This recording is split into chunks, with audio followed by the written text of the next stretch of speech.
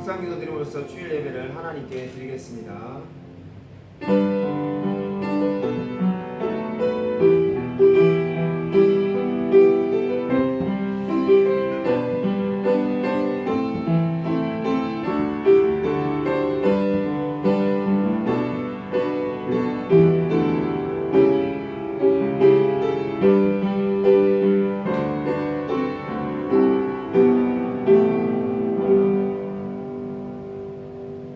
하나님 아버지 감사를 드립니다. 늘 우리를 주 앞에서 예배드린 자로 불러주심을 감사를 드립니다. 우리가 어떠한 환경에 있든지 어떠한 상황에 있든지 간에 늘 하나님께 감사하며 예배자로 설 수 있도록 은혜 부어 주시옵소서. 우리 마음 가운데 찬양과 감사와 기쁨이 늘 넘쳐날 수 있도록 하나님 함께하여 주시옵소서. 주께서 이 예배를 주관하여 주실 줄 믿사오며 살아계신 예수 그리스도의 이름으로 간절히 기도드립니다. 아멘. 사도신경으로 우리의 신앙을 고백드립니다.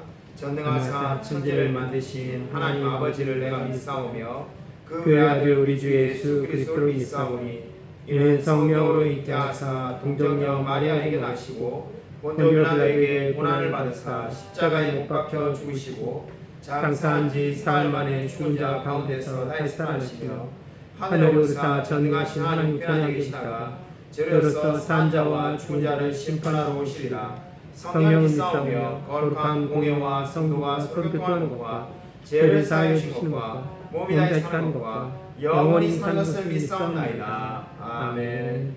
교동문 시편 106편 24절부터 48절까지입니다. 교동문 시편 106편 24절부터 48절까지를 제가 한 절, 성경대 한 절 교독하겠습니다. 구약성경 882면에 있습니다.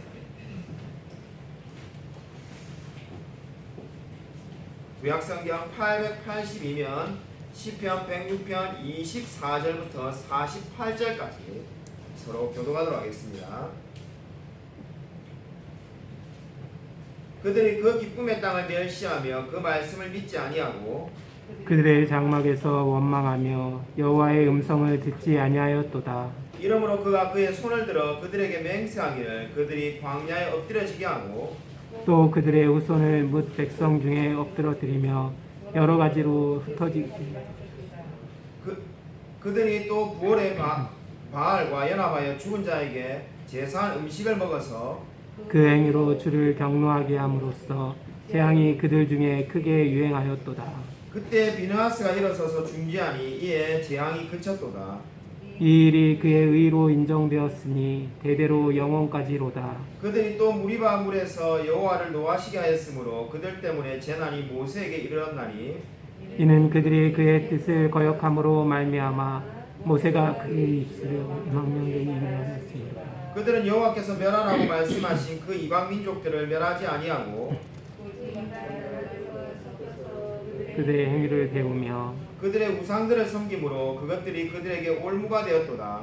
그들이 그들의 자녀를 아비들에게 희생제물로 바쳤도다. 무죄한 피 곧 그들의 자녀의 피를 흘려 가나안의 우상들에게 제사함으로 그 땅이 피로 더러워졌도다. 그들은 그들의 행위로 더러워지니 그들의 행동이 음탕하도다. 그러므로 여호와께서 자기 백성에게 맹렬히 노하시며 자기의 유업을 미워하사 그들을 이방 나라의 손에 넘기심에 그들을 미워하는 자들이 그들을 다스렸도다. 그들이 원수들의 압박을 받고 그들의 수하에 복종하게 되었도다. 여호와께서 여러 번 그들을 건지시나 그들은 교묘하게 거역하며 자기 죄악으로 말미암아 낮아짐을 당하였도다. 그러나 여호와께서 그들의 부르짖음을 들으실 때에 그들의 고통을 돌보시며 그들을 위하여 그의 언약을 기억하시고 그 크신 인자하심을 따라 뜻을 돌이키사 그들을 사로잡은 모든 자에게서 긍휼히 여김을 받게 하셨도다. 여호와 우리 하나님이여 우리를 구원하사 여러 나라로부터 모으시고 우리가 주의 거룩하신 이름을 감사하며 주의 영예를 찬양하게 하소서. 함께 읽겠습니다. 여호와 이스라엘의 하나님을 영원부터 영원까지 찬양할지어다. 모든 백성들아 아멘 할지어다. 할렐루야. 아멘. 찬송가 357장 함께 부르시겠습니다. 찬송가 357장입니다.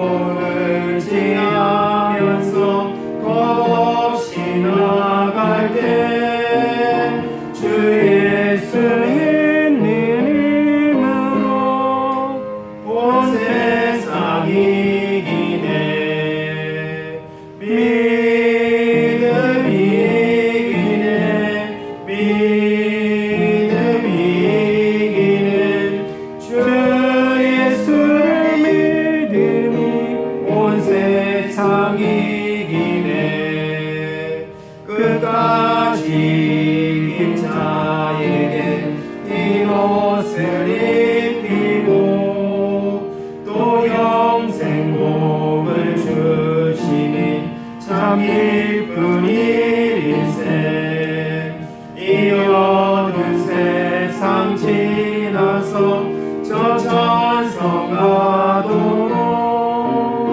주 예수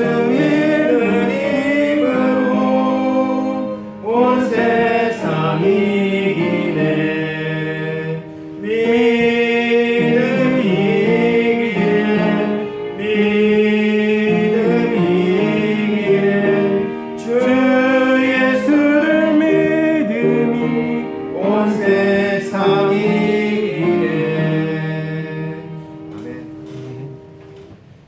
하나님 아버지 감사를 드립니다. 참으로 우리가 방금 찬양으로 고백한 것처럼 믿음만이 늘 우리에게 승리를 가져다 줄 줄로 믿습니다.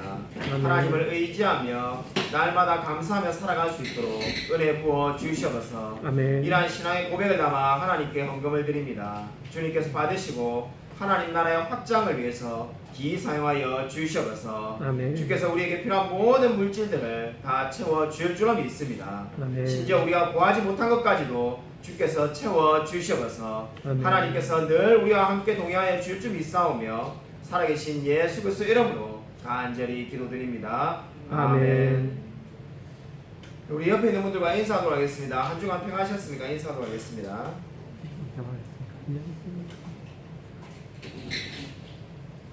우리 교회 소식 주보를 참고해 주시기 바랍니다. 다음 주부터 우리 하복을 실시합니다. 그래서 우리 참고해 주시기 바랍니다.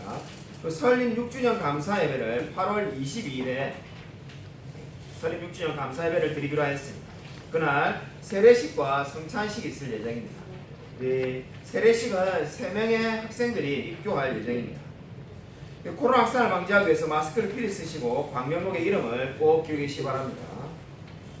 하이델베르그 요리문답 제90문 하도록 하겠습니다. 제가 문제를 읽고 여러분이 답을 하시면 되겠습니다. 새 사람을 살린다는 것은 무엇입니까?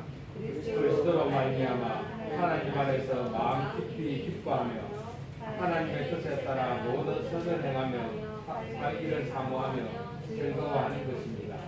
아멘. 오늘 성경 말씀 보시겠습니다. 성경 말씀은 데살로니가 전서 2장 17절부터 3장 13절까지입니다.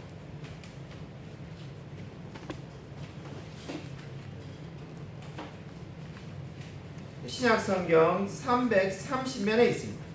데살로니가 전서 2장 17절부터 3장 13절까지를 제가 한 절, 성도님들 한 절 교독하겠습니다.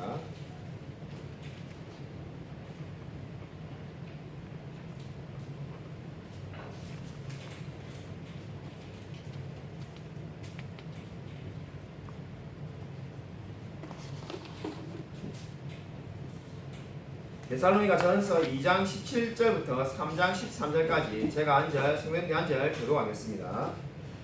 형제들아 우리가 잠시 너희를 떠난 것은 얼굴이요 마음은 아니니 너희 얼굴 보기를 열정으로 더욱 힘썼노라.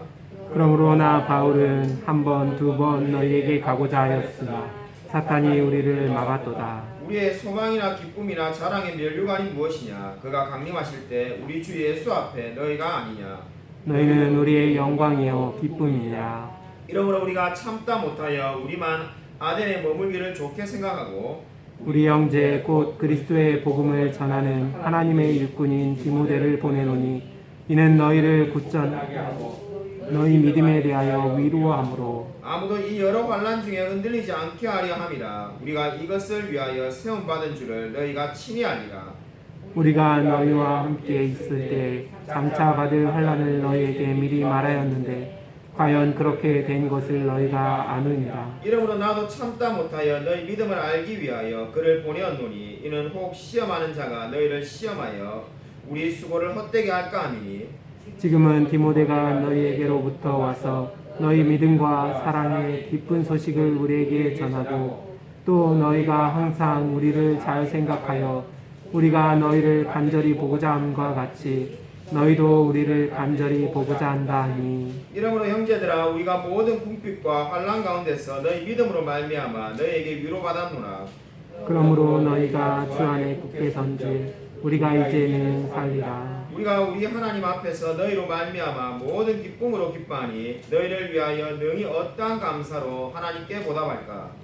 주야로 심히 간구함은 너희 얼굴을 보고 너희 믿음이 부족한 것을 보충하게 하려 합니다. 하나님 우리 아버지와 우리 주 예수는 우리 길을 너희에게로 갈 수 있게 하시오며 또 주께서 우리가 너희를 사랑함과 같이 너희도 피차간과 모든 사람에 대한 사랑이 더욱 많아 넘치게 하사 함께 읽겠습니다. 너희 마음을 굳건하게 하시고 우리 주 예수께서 그의 모든 성도와 함께 강림하시되 하나님 우리 아버지 앞에서 거룩하며 흠이 없게 하시기를 원하노라. 아멘. 오늘 설교 제목은 바울의 고통과 기쁨입니다. 대략 300년 전에 살았던 윌리엄 쿠퍼라는 분이 바울에 대해서 쓴 이런 글이 있습니다. 여러분의 그 주보 안에 있는 프린트물에 기록되어 있습니다. 나는 바울과 같은 설교자를 묘사할 수 있을까? 그가 땅에 있었을 때 사람들은 듣고 동의하고 그리고 인정했을 것이다. 내가 따라가는 자치는 바울 자신이 가리키는 것이어야 한다. 그의 주인은 쓰다듬으며 그리고 그의 생각으로부터 진리를 끌어내었다. 나는 단순하고 장중하고 진지하다고 그를 표현하고 싶다. 교리는 맑고 언어는 분명하고 태도는 명확하고 예의 바르며 엄숙하고 정숙하다. 그리고 몸짓은 자연스럽고 매우 감동적이다. 그 자신은 심히 무거운 의무를 의식하였고 그리고 그가 먹이는 무리들을 위해 근심했다. 또한 이런 것들을 느끼길 바란다. 애정어린 외관 그리고 사람들을 대할 때 부드러움 또한 재범한 사람들을 위한 은혜의 메신저.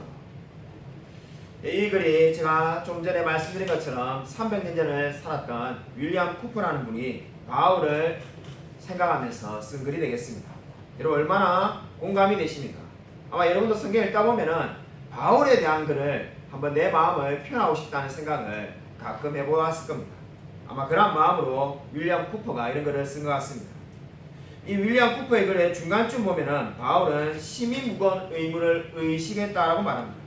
그리고 그가 먹이는 무리를 위해서 근심했다고 말합니다.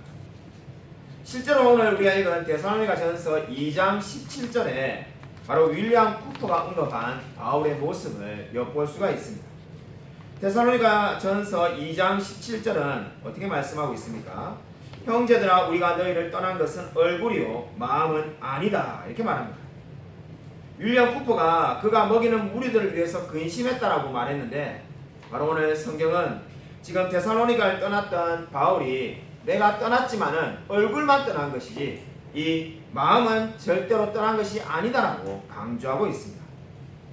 여러분 여기서 2장 17절에 나오는 떠나다라는 동사는 신약 성경에서 단 한 번 여기서만 사용되는 단어입니다. 떠나다는 말은 원래 고아라는 말에서 파생된 그러한 단어가 되겠습니다. 여기서 떠나다라는 단어는 그냥 떠나는 것이 아니라 어쩔 수 없이 강제적으로 떠나는 경우를 말합니다. 실제로 바울이 그러했습니다. 우리가 이미 제가 설명을 드린 것처럼 바울은 전혀 떠날 마음이 없었지만은 유대인들의 박해 때문에 어쩔 수 없이 떠났습니다. 그래서 신약 성경에 오직 여기에서만 기록된 단어 바로 떠나다라는 표현을 지금 쓰고 있는 겁니다. 바울은 앞서 데살로니가 교회 성도들을 어떻게 말했습니까? 이 마치 자신이 유모처럼 아버지처럼 돌봤다라고 이미 밝혔습니다. 하지만 바울은 어쩔 수 없이 데살로니가 교회 성도들을 떠났습니다. NIV 영어 성경을 보면은 억지로 찢어졌다라고 자신의 마음을 표현하기도 했습니다. 그래서 지금 성경에는 바울이 떠난 것은 얼굴이지 마음은 아니다라고 고백을 하고 있습니다. 바울은 지금 어떻게 하고 있습니까? 강제적으로 데살로니가를 떠났지만은 다시 데살로니가에 돌아가고자 노력을 하고 있습니다. 이렇게 보시면 18절에 사탄은 우리를 막았다 이렇게 말을 하고 있습니다.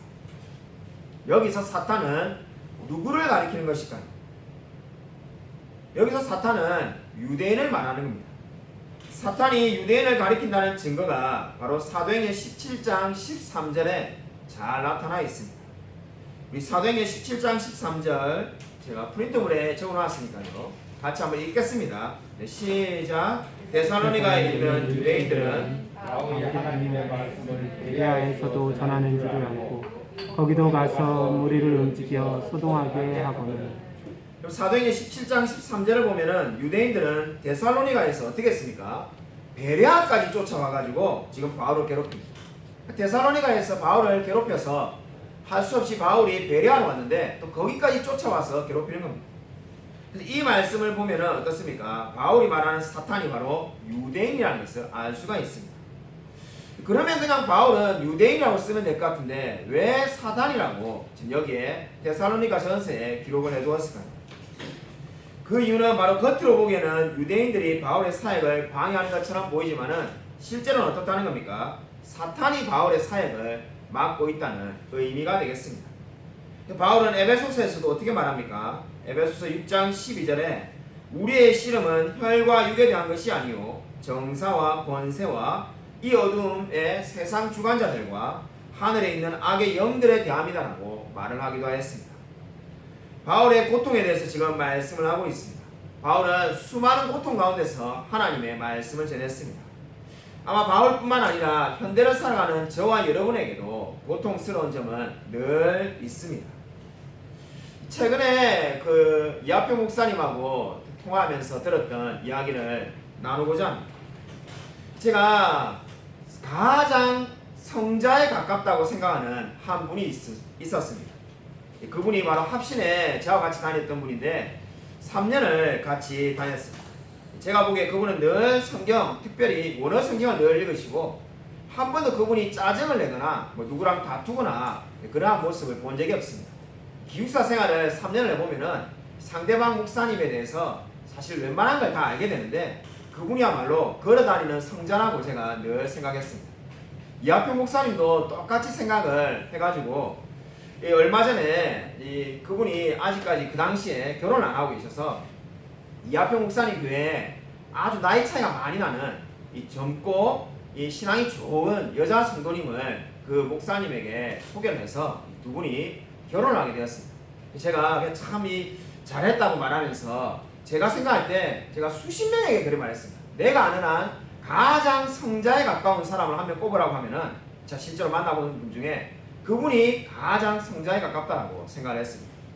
최근에 이거 이하평 목사님하고 통화를 하는데 이하평 목사님께서 이 고민이 있다면서 제보고 어떻게 행동을 해야 되냐 이렇게 묻는 겁니다. 뭔 일이 있냐라고 말을 하니까 방금 말씀드렸던 그 성자라고 제가 늘 생각했던 저만 그렇게 생각한 것이 아니라 이하평 목사님도 똑같이 생각했습니다. 그 목사님의 이 문제가 심각하다는 거예요. 무슨 문제가 있냐니까 그 결혼한 이 여자 성도님, 현재는 사모님이지만 원래 이하평 목사님 교회 그 성도님이 이 수시로 자신과 아니면 이하평 목사님 사모님에게 전화해가지고 이 목사님하고 더 이상 살 수가 없으니까 이혼을 하겠다고 말을 한다는 거예요. 처음에 이하평 목사님 깜짝 놀래가지고 아니 결혼한 지 불과 지금 이제 고작 한 뭐 1년 좀 넘었을까요? 얼마 되지도 않았는데 왜 벌써 이혼이냐? 무슨 문제가 있냐고 하니까 늘 자신이 맞고 산다는 겁니다. 근데 맞는 게 그냥 뭐 이렇게 어쩌다가 보니까 홧김에 한 대 때리는 정도가 아니라 그냥 막 늘 매일마다 제가 이 표현을 다 할 수 없을 만큼 맞고 산다는 겁니다. 제가 들으면서도 믿기지가 않았는데 설마 그렇겠냐? 과장이 아니겠냐 이러니까 그 이야기가 끝이 아니라는 겁니다. 그래서 이 집에서 완전히 이게 억압을 해가지고 화장실에 가더라도 이 손을 들고 제가 화장실 가도 되냐고 말을 한다는 겁니다. 제가 믿기가 안 와가지고 정말이냐 하니까 자기도 몇 번을 확인했다는 거예요. 아니 그러면 이게 사람이 이게 목사는 고사고 그리스도인이 아닌가 아니냐니까 실제로 그 여자 성도님 지금 사모님이죠. 사모님이 그렇게 말을 했다는 거예요. 근데 보면은 이야기를 들어보니까 이게 성도가 아닌 정도가 아니라 인간이 아니라는 생각이 들 정도였는데 왜냐하면은 그 여자 이 사모님께서 이게 이제 도무지 힘이 드니까 중국에 오겠다고 집을 나가려고 하니까는 아예 집을 문을 잠궈가지고 감금을 상태로 계속 지내고 있다. 그 어떤 것도 할 수 없도록 그렇게 만든다는 겁니다. 근데 제가 참 믿기지 않아가지고 놀래가지고 계속 이렇게 멍한 상태로 전화를 받고 있으니까 원래는 임신도 하셨는데 스트레스를 너무 많이 받아가지고 유산을 했는데 최근에 또 다시 또 임신을 했다는 겁니다. 본인이 지금 어쩔 줄 모르는 그런 상태에 있다 보니까 자꾸 극단적으로 몰리니까 이 사모님도 당하고만 있지 않고 공격적으로 이 목사님에게 대해가지고 큰 싸움이 일어났었다는 겁니다.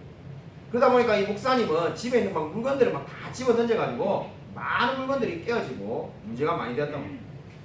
그래서 이거를 어떻게 해야 될까 제게 여쭤보신 거예요. 저는 뭐 실상 제3자니까 기도만 하면 된다 이런 말 하겠지만은 이 야페 목사님은 본인이 중매를 섰고 또 한때 그분이 저에게 성도님이었는데 이 목사님은 성자라 생각해가지고 지금 중매해서 결혼을 했는데 알고 보니까는 이 야페 목사님도 얼마나 화가 났으면은 이 성자라고 생각했는데 알고 보니까 사이코였다 이러면서 막 화가 나셨더라고요. 그래서 제게 어떻게 하면 좋겠는가 이렇게 물어보셨습니다. 제가 좀 곰곰이 생각을 해보고 난 다음에 다시 통화를 해서 제가 이렇게 제안했습니다. 제가 무조건 맞는 건 아니겠지만은 제 생각에 아무것도 행동을 하지 않으면은 극단적인 일이 벌어질 수도 있을 것 같습니다. 그 자매님이 극단적인 선택을 하거나 아니면 싸우다가 뭔가 큰 일이 벌어질 수도 있기 때문에 이 야페 목사님이 두 가지 중에 한 가지를 해야 되지 않을까라고 제가 조심스럽게 생각합니다 라고 말을 했습니다. 첫 번째는 그분이 목사님이 속해 있는 노예에 연락을 해가지고 이러한 사정을 다 말해가지고 목사님을 당분간 설교를 못하게 하고 좀 목회를 쉬게 해야 되지 않겠는가. 영원히 뭐 쉬겠다는 게 아니라 한 6개월이라도 좀 정신을 차리시도록 자강을 하도록 그렇게 조치를 취하시든지 아니면은 제가 보기에 돌아올 사람이 아니기 때문에 자매님이 이혼을 고려해야 되지 않을까 이런 생각을 하게 되었습니다. 이렇게 말했습니다. 그래서 우리 야페 목사님이 이혼에 대해서 우리 합심보다도 더 보수적인 입장을 가지고 있는 걸 제가 다 알기 때문에 제가 그렇게 말하면은 절대로 이혼은 안 된다 이렇게 말할 줄 알았는데 그 이혼에 대해서 이 존 파이커 목사님과 똑같은 굉장한 보수적인 입장을 가지고 있는 분이 아무래도 본인도 이혼해라고 말해야 되지 않을까 이렇게 생각했는데 목사님이 그렇게 말을 해주니까 고맙다면서 일단은 기도해보자고 말하면서 자매님에게 그렇게 말을 안 했다는 겁니다. 그래서 어떻게 해서 그 목사님이 그런 분이었냐 이렇게 말을 하니까 어릴 때부터 상처가 많아가지고 알고 보면은 합실에 있을 때 사람들하고 아무하고도 싸우지 않고 늘 조용조용하게 있는 성격이 속에 있는 분노를 다 발휘를 못하고 사셨다는 거예요. 그래서 참 이 이야기를 들으면서 제가 정말로 이분에 대해서 아무것도 몰랐구나 이런 생각을 가지게 됐습니다. 그분에 대해서 이런저런 생각을 하다 보니까 키엘케고르가 한 말이 제게 문득 떠올랐는데 하나님 앞에서 인간은 항상 악하다는 생각이 우리에게 위안이 된다 이런 말을 키엘케고르가 한 적이 있습니다. 참 인간이 늘 항상 악하다는 생각이 정말 이번에 들었습니다. 제가 생각할 때 가장 성자에 가깝다고 생각하는 분이 정말 어찌 보면 인간의 기본도 잘 안 되는 그러한 분이라는 것을 알게 되고 난 다음에 정말 인간은 악하구나는 생각을 가지게 되었습니다. 근데 키엘케고르는 그것이 위안이 된다고 말했는데 이것이 왜 위안이 되겠습니까? 우리 속에는 선한 것이 아무것도 없고 하나님의 은혜가 아니면 살아갈 수 없다는 의미가 되겠습니다. 우리 속에 뭔가 선한 것이 있어서 하나님께서 우리를 사랑한 것이 아니라 우리가 늘 악하고 여전히 악한 상태에도 불구하고 하나님께서 우리를 사랑해 주셨습니다. 그리고 우리를 선택하여 주셨습니다. 이 놀라운 은혜에 늘 감사하며 살아가시기 바랍니다. 오늘 두 번째는 환난 가운데의 깃바람입니다. 3장 1절부터 8절을 보면은 환난 가운데에서 기뻐하는 것에 대해서 말씀을 하고 있습니다. 여러분 바울은 디모데를 데살로니가에 보내는 것이 최선의 방법이라고 지금 3장에서 설명하고 있습니다. 바울이 아덴에 남고 디모데를 데살로니가에 보내는 실제적인 목적이 무엇이었을까요? 그 목적이 3절에 나오고 있습니다. 이 3절 말씀을 다시 한번 읽겠습니다. 아무도 이는 여러 환난 중에 흔들리지 않게 하려 합니다. 우리가 이것을 위하여 세움받은 줄을 너희가 친히 알리라. 아멘. 바울이 디모데를 보낸 실제적인 목적은 이 데살로니가 교회 성도들을 흔들리지 않게 하기 위해서였습니다. 놀라운 것은 디모데가 데살로니가 성도들을 지금 흔들리지 않게 하기 위해서 전한 메시지입니다. 힘을 내라 격려하는 그러한 메시지를 이제 전해야 될 차례인데 여러분 지금 데살로니가 성도들에게 어떠한 메시지를 전했습니까? 4절을 보면 그 메시지의 내용이 나오는데 제가 읽어드리겠습니다. 우리가 너희와 함께 있을 때에 장차 받을 환난을 너희에게 미리 말하였는데 과연 그렇게 된 것을 너희가 아느니라. 너무나 놀랍지 않습니까? 지금 너무나 큰 박해 가운데 힘들어하고 있는 데살로니가 교회 성도들에게 어떤 위로의 말씀을 전해야 될 것 같습니다. 저와 여러분이라면은 정말 이제 곧 이 환란이 끝난다, 이렇게 말을 해줘도 위로가 될까 말까인데 지금 어떻게 말했습니까? 너희들이 받고 있는 이 모든 환란들이 이미 바울이 3주 동안 데살로니가 있을 때 그 전한 말씀 그대로 되었다는 겁니다. 장차 받을 환란을 바울이 있을 거라고 말을 했는데 그것이 그대로 된 것을 너희가 알지 않느냐, 지금 이렇게 말을 하고 있습니다. 마치 현대로 말하면은 이게 지금 뭘 말하고 있는 겁니까? 당신이 사업을 시작할 때 돈 때문에 힘들 거라는 것을 몰랐느냐, 알고 있지 않았느냐, 그 알고 있는 대로 되었다, 이렇게 말을 하는 겁니다. 마치 공부를 하고 있는 학생에게 야, 공부하면 힘들 거라는 걸 몰랐느냐, 너 알고 있는 그대로 지금 되고 있지 않느냐, 이렇게 말을 하는 겁니다. 아니 이렇게 말을 하면은 어떤 생각이 여러분 듭니까? 아마 우리 가운데 이 4절 말씀을 읽고 아멘이라고 쉽게 나올 분은 아마 아무도 없을 것 같습니다. 아니 이게 무슨 위로의 메시지인가? 어떻게 데살로니가 교회 성도들은 이 말씀을 가지고 위로를 받았는가? 아마 이런 생각이 들 정도입니다. 여러분, 왜 바울은 솔직하게 말하면은 좀 야박해 보일 정도로 심한 말을 이렇게 지금 위로의 말이라고 하고 있을까요? 바울은 이미 고린도후서 1장 8절에 힘에 겹도록 심한 고난을 당하여서 살 소망까지 끊어진 사람이었기 때문입니다. 바울이야말로 힘에 겹도록 심한 고난을 당해서 살고 싶은 마음 자체가 사라졌던 그러한 사람이 바울이었습니다. 그뿐만 아니라 바울은 얼마나 고난이 힘들었으면 고린도서 4장 9절에 하나님이 사도인 우리를 죽이기로 작정한 것처럼 끄트머리에 두셨다라고 말을 하였습니다.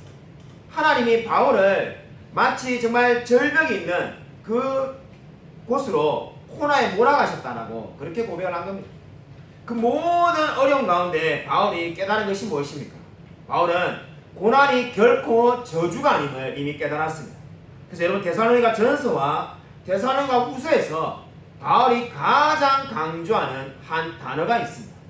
일종의 키워드인데 그 단어가 뭡니까? 바로 환난 가운데서입니다. 이 데살로니가 전서의 말씀을 이해하려면은 환난 가운데서라는 이 바울이 말하는 이 말을 반드시 알아야만 합니다. 이 말의 의미를 알지 못하고 지금 데살로니가 전서의 말씀의 의미를 이해할 수가 없습니다.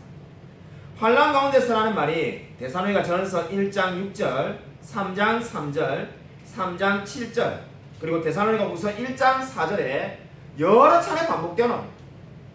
왜냐하면 바울은 자신이 환난 가운데서 그 환난의 의미를 알았기 때문입니다.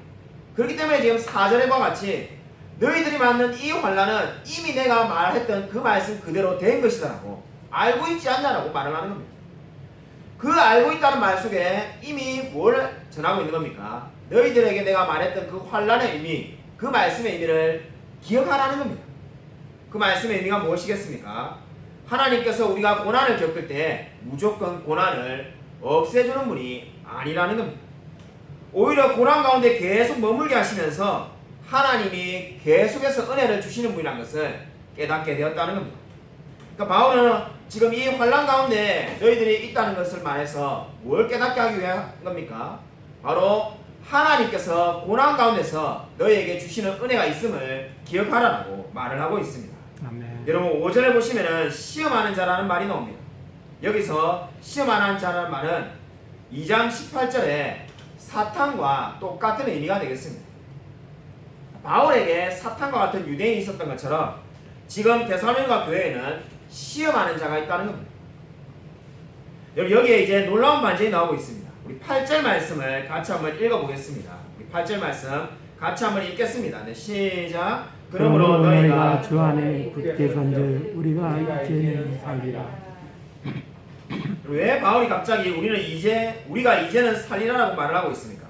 데살로니가 교회 성도들이 그 환난 가운데서도 굳건히 서 있다는 말을 들었기 때문입니다. 바울이 얼마나 기뻤을까요? 9절을 보시면은 모든 기쁨으로 기뻐한다라고 말합니다. 이 말은 무슨 말입니까? 내가 기뻐할 수 있는 최대치를 가지고 기뻐하고 있다는 겁니다. 마치 우리가 결혼을 하거나 자녀를 낳았거나 내가 인생에서 제일 기뻤던 순간, 그 순간만큼 지금 기뻐한다는 겁니다. 왜 바울이 이렇게 기뻐하고 있습니까? 바로 데살로니가 교회 성도들이 고난 가운데서 굳건히 서 있음을 들었기 때문입니다. 그러므로 지금 바울은 뭘 말하고 있습니까? 고난 가운데 굳건히 서게 된다면 하나님이 최고로 보상해 줌을 이야기하고 있습니다. 바울은 눈물로 복음을 전했는데 지금 기쁨을 가지게 되었습니다.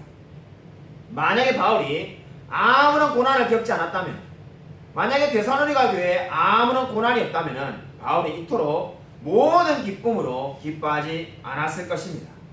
바울은 고난과 고통을 통해서 하나님을 믿는 은혜가 얼마나 큰지를 깨달은 사람이었습니다. 중세 저술가 살리스버리의 요한이라는 분이 있습니다. 그분이 고난에 대해서 이런 말을 했다고 합니다. 고난은 우리가 거인의 어깨에 앉아있는 난장임을 알게 해줍니다. 여러분 이 말은 꼭 기억하시기 바랍니다. 고난은 우리가 거인의 어깨에 앉아있는 난장임을 기억하게 합니다. 이 말이 무슨 의미입니까? 고난을 겪다 보면은 우리가 누구의 은혜 때문에 이렇게 살 수 있는지를 알게 된다는 겁니다. 이 살리스버리의 요한은 고난을 겪고 나면은 우리가 거인의 어깨, 바로 하나님의 어깨에 앉아있기 때문에 멀리 보고 이 모든 것을 믿고 의지할 수 있는 사람임을 알게 된다는 겁니다.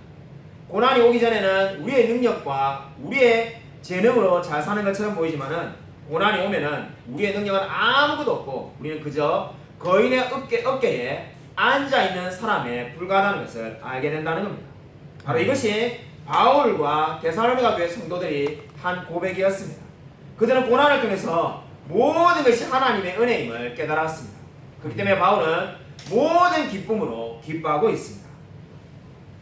철로역정을 지금 우리 매주마다 우리 몇 명의 성도님과 함께 제가 매주마다 공부하고 있습니다. 그렇게 철로역정을 공부하다 보니까는 우리 존 번연이라는 분에 대해서 다시 한번 관심이 생겨가지고 존 번연의 전기를 최근에 읽었습니다. 예전에도 읽었지만은 다시 읽는데 읽다 보니까는 새로운 감동이 찾아오는 부분이 있었습니다. 존 번연이 우리가 다 알다시피 1661년 8월에 감옥에 수감되어 있었습니다. 감옥에 수감된 지 1년이 지나고 난 다음에 존 번연의 아내인 엘리자베스 번연이 감옥에 찾아가서 이 판사들에게 자기의 남편을 풀어달라고 억울함을 호소하기 위해서 찾아갔습니다. 찾아갔을 때 한 장의 탄원서를 가지고 이 런던에 찾아가서 이제 여러 명의 판사들 앞에서 자신의 남편 존 번연을 풀어달라고 부탁을 합니다. 그때 판사 중에 이 매튜 헤일이라는 분이 이 엘리자베스 번연에게 이렇게 묻습니다. 그럼 남편이 설교를 이제 그만둘 의향이 있느냐는 겁니다. 설교를 지금 마구 하고 다녀서 문제가 되었기 때문에 지금 설교를 안 할 거냐라고 물으니까 그럴 의향이 없다는 겁니다. 그럼 그 설교를 그만할 의향도 없는데 왜 찾아와서 남편을 풀어달라고 하냐고 묻자 이 지금 엘리자베스 번연이 4명의 자식이 있는데 그 중에 한 명은 소경이라서 먹고 살 길이 망망하다는 겁니다. 본인이 이 남편 존 번연이 감옥에 가기 전에 이 임신을 해서 임신 상태였는데 얼마나 이 남편이 감옥에 있는 동안 스트레스를 받았는지 유산되었다고 말합니다. 그때 판사 중에 한 명이 이 매추엘이 너무나 마음에 이렇게 이제 치근한 마음이 들어서 풀어주고 싶은 마음이 들었지만은 다른 판사들이 절대로 안 된다고 말합니다. 이 존 번연이 설교하는 내용을 들어보면은 마귀가 설교하는 내용과 마찬가지라는 겁니다. 마귀의 교리를 가리키는 저 존 번연은 절대로 풀어줘서는 안 된다고 말합니다.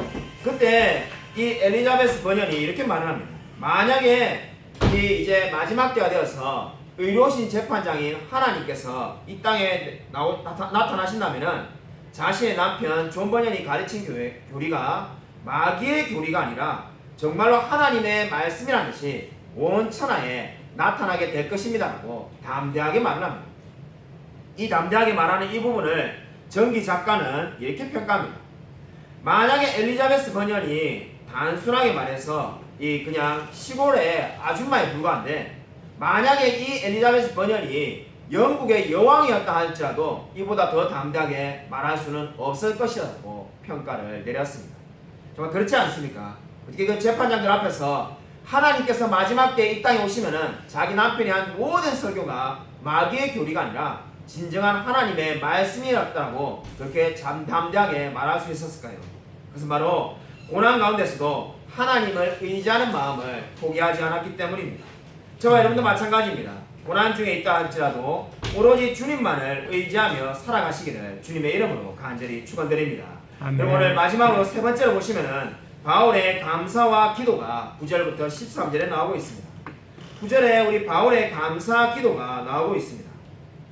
우리 9절 말씀을 다시 한번 우리 함께 읽겠습니다. 시작. 우리가 우리 하나님 앞에서 너희로 말미암아 모든 기쁨으로 기뻐하니 너희를 위하여 능히 어떠한 감사로 하나님께 보답할까. 그리고 이 9절 말씀을 보시면은 바울은 모든 기쁨으로 기뻐했다고 말을 하고 있습니다. 우리가 생각을 해보시면은 이 바울이 이 모든 기쁨으로 기뻐했다는데 우리 삶에 이런 모든 기쁨으로 기뻐하는 경우가 얼마나 자주 있습니까? 아마 먼저 떠오르는 순간이 뭐 결혼식이나 자녀가 태어났을 때 그리고 뭐 여러 가지 순간이 있겠지만은 아마 그다지 많지 않을 겁니다. 근데 여러분이 바울은 지금 모든 기쁨으로 기뻐한다라고 말하는데 데살로니가 교회에 어떤 일이 있었기 때문에 모든 기쁨으로 기뻐한다는 겁니다. 적은 소수가 모였던 이 데살로니가 교회가 부흥이라도 했습니까? 그렇지가 않습니다. 아니면 이 데살로니가 교회에 있는 성도들이 잘 살게 되거나 부자가 되었습니까? 그것도 아닙니다. 여러분 이 바울의 삶이 변화된 것도 아니었습니다. 그냥 간단히 말해서 데살로니가 교회 성도들이 고난 가운데서 굳건히 믿음을 지키고 있기 때문에 바울이 모든 기쁨으로 기뻐했다고 지금 말을 하고 있는 겁니다. 여러분 이 고백이 너무나 놀랍지 않습니까? 저는 이 말씀을 묵상하면서 설교를 준비하면서 만약에 이 바울의 고백을 2021년에 만든다면은 아마 이렇게 표현할 수 있지 않을까라는 생각을 가지게 되었습니다. 하나님 코로나로 인해서 제 직장도 어렵고 가정도 어렵지만은 저는 넘치는 에 위해서 믿음을 굳건히 지키고 있습니다. 아마 이렇게 지금 표현하고 있지 않겠습니까? 특별하게 뭔가 대단한 일이 있었던 게 아닙니다. 그냥 믿음 생활 잘하고 있다는 그 말을 듣고 바울이 지금 모든 기쁨으로 기뻐하고 있습니다. 여러분 바울은 데살로니가 교회 성도들이 환난 가운데서 믿음을 굳건히 지키고 있음에 모든 기쁨으로 기뻐하고 있습니다. 왜 저와 여러분은 그러한 기쁨이 없을까요? 제가 한번 곰곰이 생각을 해보았습니다. 여러분은 그러한 기쁨이 있는지 모르겠지만은 왜 나는 이렇게 모든 기쁨으로 기뻐하지 못할까? 바울의 지금 말씀을 우리에게 적용하면은 우리도 지금 어제 아니 오늘 아침에도 모든 기쁨으로 기뻐하며 나왔어야 됩니다. 그냥 우리가 믿음을 굳건히 지키고 있지 않습니까? 그러면 모든 기쁨으로 기뻐해야 되는데 왜 우리는 그렇지 않을까? 제가 말씀을 곰곰이 묵상을 해보았습니다. 생각해보니까 차이가 딱 한 가지밖에 없다는 생각을 가지게 되었습니다. 바울도 고난을 겪고 있고 우리도 고난을 겪고 있습니다. 그 정도의 차이만 있겠죠. 어느 고난이 더 심한 고난인지 양쪽을 다 겪어보지 않으면 알 수가 없습니다. 중요한 것은 한쪽은 모든 기쁨으로 기뻐하고 있고 우리는 그렇지 못할 때가 많이 있습니다. 그 차이는 사랑의 차이라는 생각을 가지게 되었습니다. 바울은 데살로니가 교회 성도들을 지극히 사랑했기 때문에 모든 기쁨으로 기뻐할 수 있었습니다. 여러분 감사는 감사할 거리가 많아야만이 하는 것이 절대로 아닙니다. 우리의 삶에 좋은 일이 뭔가 생길 때 내가 감사한다는 생각은 버려야만 합니다. 왜 우리가 감사를 하지 못합니까? 사랑의 분량이 너무나 적기 때문입니다. 바울은 데살로니가 교회 성도들의 모든 일을 자신의 일로 여겼기 때문에 지극히 작은 일에도 감사할 수가 있었습니다. 우리가 왜 감사하지 못합니까? 제 인생에 좋은 일이 없어서 감사하지 못합니다. 이렇게 말하는 분들이 많습니다. 직장에서 승진하거나 아니면 뭔가 좋은 일이 있어야만이 감사합니다라고 우리가 말을 하는 경우가 많습니다. 그러나 정작 우리가 감사하지 못하는 이유는 사랑하지 않기 때문입니다. 어떤 사람이 YMCA 창설자인 조지 윌리엄스에게 당신의 과거 긴 생애를 회고할 때 어떤 생각이 드냐라고 물었던 적이 있습니다. 그때 윌리엄스는 이렇게 대답했다고 합니다. 감사할 뿐이지요. 나 같은 사람을 하나님이 당신의 선하심을 위해서 써주었으니 감사할 뿐이지요. 비록 지극히 작은 종의 하나로서 일한 것이지만 나로 하여금 청년들 가운데 그의 나라를 확장하는 일에 이용하여 주신 것이지요. 이렇게 말했다고 합니다. 이 말은 무슨 말입니까? 하나님께서 자신을 써주신 것이 너무나 감사하다는 겁니다. 아마 저와 여러분도 과거를 되돌아볼 때 그저 모든 것이 감사했다라고 고백할 수밖에 없을 것입니다. 아멘. 밥 존스라는 말은 이런 말을 했습니다. 기회를 가지지 못한 사람을 사용하신 하나님을 나는 일찍 알았으나 기회를 가졌음에도 그것을 이용하지 않는 사람을 쓰신다는 하나님을 나는 알지 못한다. 저는 이 말에다가 여러분 감사라는 말을 덧붙여서 이렇게 표현하고 싶습니다.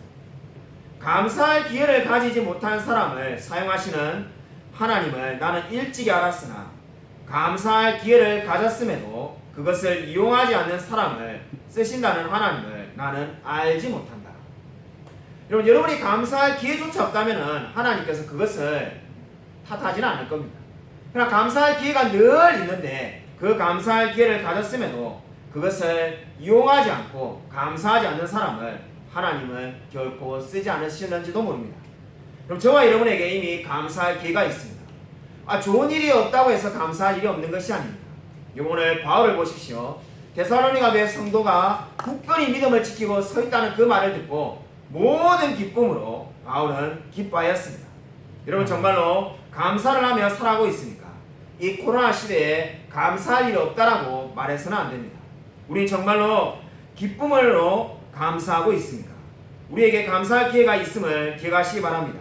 아무쪼록 주 안에서 믿음으로 굳게 서며 모든 기쁨으로 기뻐하며 주님이 주신 삶을 살아가는 저와 우리 모든 성도님이 되시기를 주님의 이름으로 간절히 축원드립니다. 이 시간에 우리 1분간만 말씀을 생각하면서 묵상으로 이렇게 기도하고자 합니다. 진정 우리 마음 가운데 모든 기쁨으로 기뻐할 수 있게 달라고, 우리가 정말 감사할 거리를 없기 때문에 감사하지 않는 것이 아니라 모든 일에 감사하며 우리가 사랑하며 살아갈 수 있게 달라고 이 시간 1분간 묵상으로 기도하겠습니다.